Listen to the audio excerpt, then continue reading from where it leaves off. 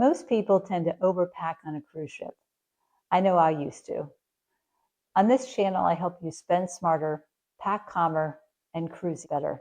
So today I wanted to share with you a few of the things that I figured out that I could do differently so I could pack for what I really needed and not overpack.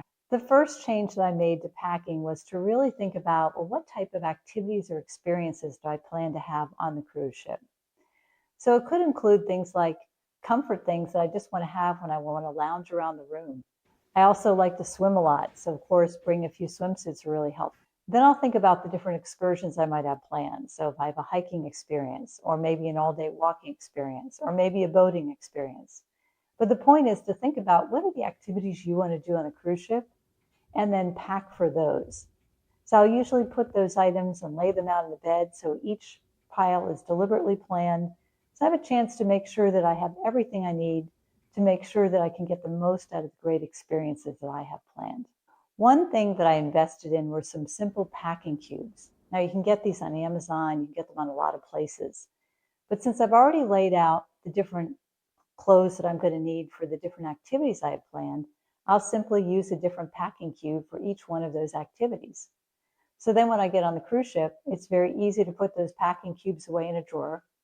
And then when I'm ready to have those experiences, I know that anything and everything I need for that experience is an individual packing cube. Another simple tool that's probably sitting around your house that you can use are some simple plastic quart bags. So I'll find that they're really handy to kind of organize things you might need. So for me, it might be a bunch of my makeup items. I also might have some snacks I want to bring on a cruise ship, so that's another plastic bag. It could be some over-the-counter medications that I bring along just in case. But the plastic bags, again, make it very easy for when you need to take them out and put them in the limited spaces you're going to have on the cruise ship. And also easy to find, so when you're not feeling great in the middle of the night, you know where that plastic bag is and you can easily find what you need. Now, another plastic item that I found that's very helpful are those shower caps that you usually get in a hotel. So most times we never use them, but we'll end up bringing them home. Well, it turns out those shower caps are very handy when you want to cover your shoes.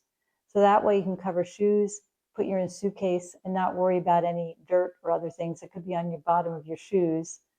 Put the plastic bags on, you're set to go.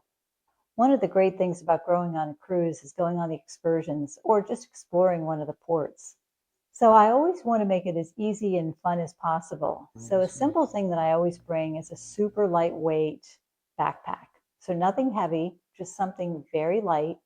And that way, if I want to bring some sunglasses, maybe an extra water bottle, maybe some IDs, whatever it might be, they're in that simple, light backpack. Now, sometimes I've also found it's also helpful as a woman to have a crossover purse, just a really simple purse that has a lot of zipper pockets. So maybe one for your sunglasses, one for your IDs.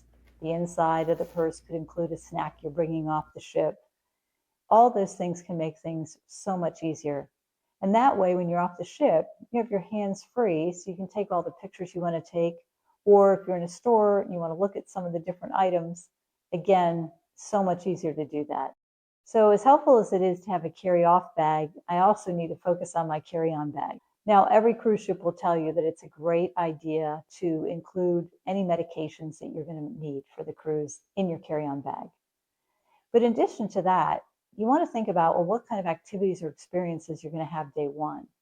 So for me, since I really like the pool, I always bring definitely a swimsuit, cover up, sunglasses. My husband might want to just relax by the pool, so he'll bring a Kindle, maybe a pad of paper, pen. He might want to also experience like a rock climbing thing that they have on the ship or some other experience. But the point is to really think about what you might want to need for first day. Because in many cases, your luggage may not arrive until even 5 o'clock at night. So you want to make sure that anything you need so you can maximize that day one experience, you're set with a bag. Now, I'll tell you that we usually will pick a carry-on bag that can also double up as the bag that we'll bring to the beach if there's a beach excursion on the trip, or just to the pool or hot tub. So I think about some kind of beach-oriented type bag that has a really great zipper and that you can easily wash off. And that way, that same bag is super useful for the whole cruise. So after taking a few cruises, I learned these simple tips that have really worked well for me. I hope they'll work well for you so you can pack calmer and cruise smarter. So your next cruise is your best cruise. And maybe I'll see you cruising with Susan.